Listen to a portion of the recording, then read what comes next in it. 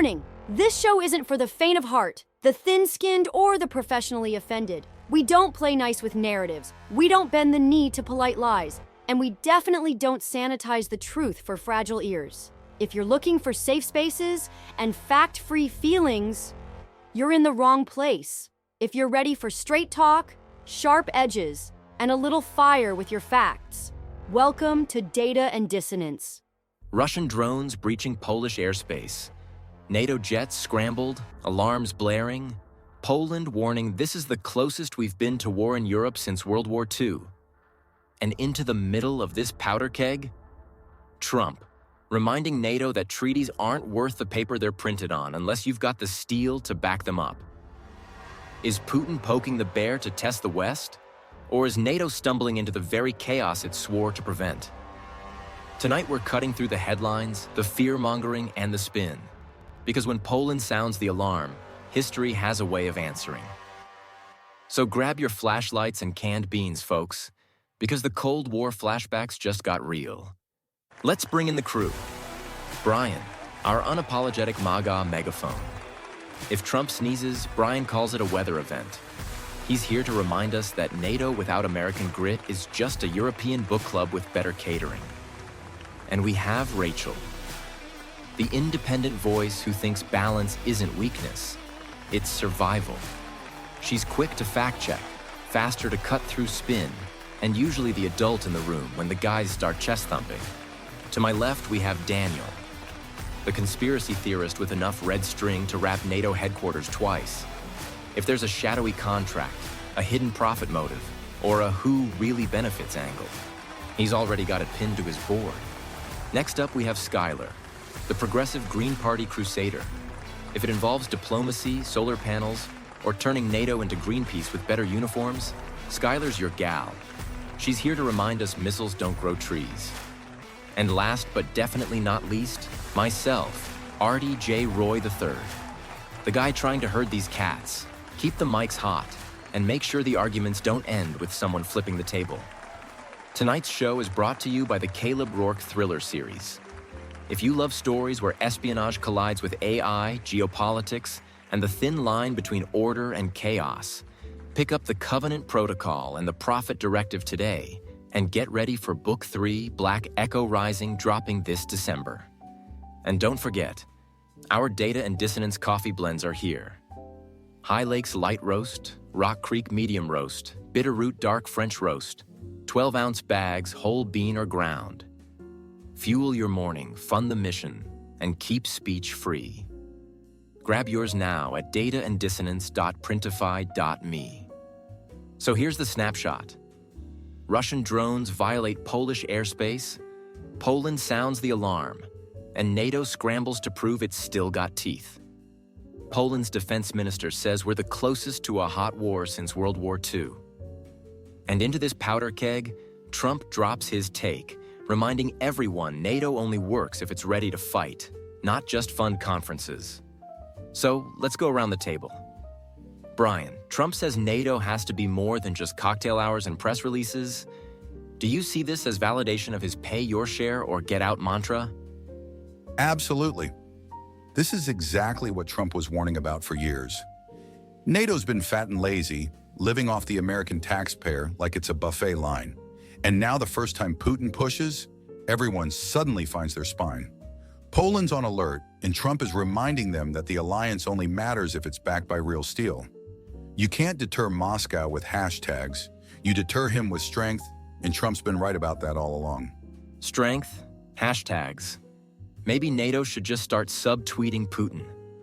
Nothing terrifies a dictator like trending on X. But Brian, critics say Trump's tough talk could actually escalate things. Is there a point where chest thumping becomes counterproductive? See, that's the thing. Putin only respects strength. The second he smells weakness, he takes a mile. Look at Crimea. Look at Georgia. When Trump was in office, Putin didn't dare pull this stunt. Why? Because he didn't know if Trump might wake up one morning and decide to flatten half his arsenal. That unpredictability kept him in check. Now NATO looks predictable, and Putin's back to poking the bear. Escalation isn't the problem. Appeasement is.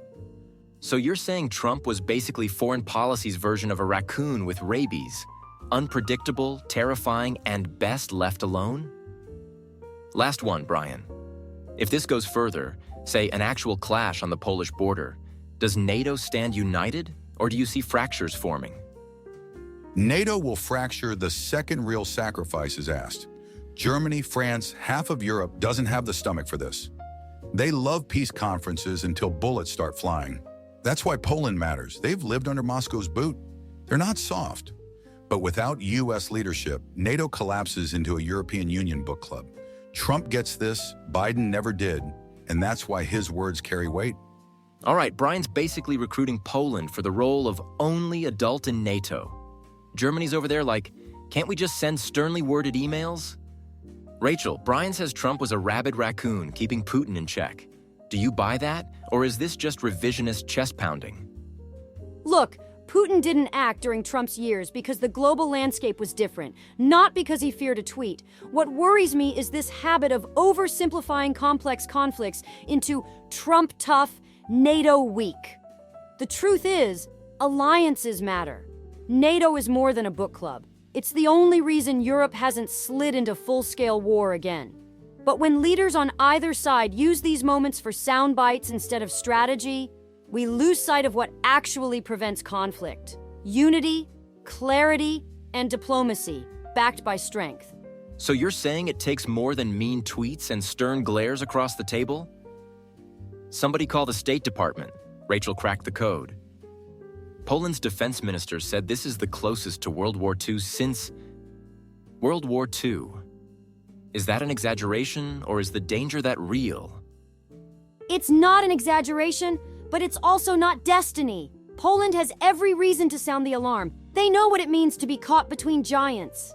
But saying we're on the brink of World War III can actually make that prophecy self-fulfilling. Fear drives rash decisions. What NATO needs right now is calm coordination, not panic. Otherwise, Putin gets exactly what he wants: chaos in the West. Fair point. Although if history repeats itself, I'm hiding under my desk with canned beans and a flashlight, Gen X-style survival kit. So Rachel, bottom line, what's the smart play here? Do we flex? Do we de-escalate? Or do we just play ostrich and hope Putin gets bored? The smart play is balance. NATO has to show resolve, but without stumbling into war. That means clear red lines, violate Polish sovereignty again, and consequences follow. But those consequences don't have to mean tanks rolling. They can mean crippling sanctions, cyber responses, energy independence moves. Power isn't just missiles, it's economic and diplomatic leverage, and NATO has to remember that. Rachel calling for balance while Brian's basically yelling, "Release the Kraken." It's like watching a yoga instructor argue with a WWII announcer. Daniel, I see you smirking. Let me guess. You think all this is scripted by the defense lobby? Bingo. Every time you hear World War III, Lockheed Martin's stock ticks up another $1. The timing is just too convenient. Aid packages stalled in Congress, suddenly Russian drones breach Polish airspace. That's a perfect fear trigger. I'm not denying Russia's aggressive, but don't think for a second these headlines aren't massaged to keep the war machine humming. It's theater, and the audience is us. Daniel's basically saying Putin and Raytheon are co-authors of this script. Coming soon to theaters, Drone Wars 3, sponsored by your tax dollars. All right, conspiracy captain, let's say you're right. Who's cashing the biggest check here? Defense contractors, no question. Next, energy markets. Every time Europe panics, Russian oil sneaks up in value, and American companies push LNG as the savior. And don't overlook the political class. They thrive on crisis. Fear keeps the money flowing, and war keeps voters distracted. It's the oldest trick in the book. Daniel's basically the guy at the movie theater yelling, "It's all fake," while everyone else is just trying to enjoy the popcorn. So if this is theater, Daniel, what's Act 2? Where's this script headed? Act 2 is escalation without resolution. You'll see endless skirmishes, more aid packages, more headlines about NATO solidarity, but no actual peace. Because peace doesn't sell jets, and it doesn't keep politicians in power. This will drag on, not because it has to, but because it pays too well to stop. Well, that's uplifting. Daniel basically told us war is Netflix, renewed for another season whether we want it or not. Skylar, Daniel says it's all a show. You buy that, or do you think Putin really is just a loose cannon? I think it's both. Yes, there's profiteering and spin, but let's not kid ourselves. Putin's not bluffing for fun. He's authoritarian to the core, and Poland knows exactly how dangerous that can be. But my frustration is that NATO always defaults to military answers. Where's the investment in diplomacy? In renewable energy? In long-term peace strategies? You can't bomb your way into stability. Skylar wants renewable energy, Brian wants cruise missiles, Rachel wants balance, and Daniel wants to sell popcorn for the theater. Good luck to NATO sorting that mess out. Okay, let's say we try the green solution. What does that look like when drones are literally crossing Polish skies? It means resilience. Cut Europe's dependence on Russian fuel so Putin loses leverage. Flood the region with humanitarian aid so civilians aren't crushed by conflict. Use cyber defenses instead of just bombs. Your power doesn't always have to be destructive. It can be constructive. That's how you build real security. Skylar's basically pitching NATO as a mix of Greenpeace and the Avengers. Quick, deploy the solar panels. Last one, Skylar. If you were in charge of NATO right now, your call, not Trump's, not Poland's. What's step one? Step one is diplomacy at the highest level. Sit Russia down with firm boundaries, but also offer off-ramps. Isolation only hardens Putin's resolve. Step two is energy transition. Step three is rebuilding NATO as more than just a military pact. Make it an alliance for real human security. Otherwise, we're stuck in this cycle forever. So Skylar's NATO would come with a therapist, a solar farm, and maybe some kombucha. Hey, at least it's healthier than war. All right, panel, let's bring this plane in for landing before NATO scrambles us for real. We've gone through the drones, the headlines, the Trump factor, and the NATO chessboard, but I want to hear where each of you land when the dust settles. This isn't about who shouted the loudest or who had the sharpest one-liner. It's about what really sticks when the headlines fade. So let's go one by one. Brian, you've been beating the drum for strength all night. Give us your bottom line. Here's where I land. NATO's being reminded that history isn't over and peace isn't free. For too long, Europe treated security like an optional subscription plan. America picks up the bill, they get the benefits. Poland is showing what real resolve looks like, and Trump is hammering home the point that without strength, NATO is a hollow shell. This isn't about escalation, it's about credibility. If NATO can't stand firm on Polish airspace, then why even have the alliance? It's time to stop pretending tweets and think tanks keep us safe. What keeps us safe is resolve, and Trump proved it once. We'll need it again now. Rachel, you've been calling for balance. Tell us what you want listeners to walk away with. My closing thought is this: panic is not strategy. Yes, Poland is right to take this seriously, and yes, NATO must respond, but every headline screaming World War III just feeds the fire. Strength has to be smart, not reckless.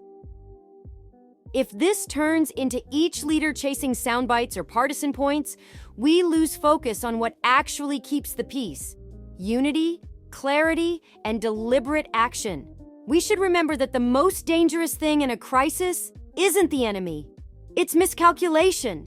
NATO can be strong without being stupid, but only if leaders stop playing politics and start playing chess. Daniel, you've got the red string out on your conspiracy board. Tie it together for us. Look, everyone's acting like this is a spontaneous crisis, but I see patterns we've seen 100 times before. The minute defense budgets stall, something happens to spook the West into opening the checkbook again. War is a business, and fear is the best salesman. Poland's fears are real, but the way it's being packaged and broadcast feels manufactured to me. My final thought is simple. Don't just watch the tanks, watch the money. Because at the end of the day, every escalation ends up in the pockets of someone who benefits from permanent conflict. That's the cycle, and unless we break it, we'll be watching this same movie forever. And Skylar, you've been arguing for resilience over rockets. What's your last word? My final word is about the people who get lost in all of this. The civilians. Families in Poland, Ukraine, even inside Russia. They're the ones who pay the price when politicians escalate and weapons flow. If NATO only defines power as missiles and fighter jets, then it's already surrendered the moral ground. Real strength is resilience, energy independence, humanitarian investment, and diplomacy that doesn't just patch over cracks but prevents new ones. We can't bomb our way to peace, and if we don't broaden our idea of security, then all we're doing is guaranteeing endless cycles of fear and destruction. All right, that's the spectrum. Brian sees NATO at a crossroads where strength is the only answer. Rachel warns that panic is the shortcut to disaster. Daniel says follow the money because fear is too profitable to let go. And Skylar calls for a bigger definition of security, one that actually protects people, not just borders. For me, I see this as a test not just of NATO's defenses, but of our memory. We lived through the Cold War. We know what it means when lines blur and words turn into wars. The choice is still in our hands. Meet aggression with clarity, not confusion. But clarity takes courage, and that's what the world is watching for now. Remember, speak truth, stir thought,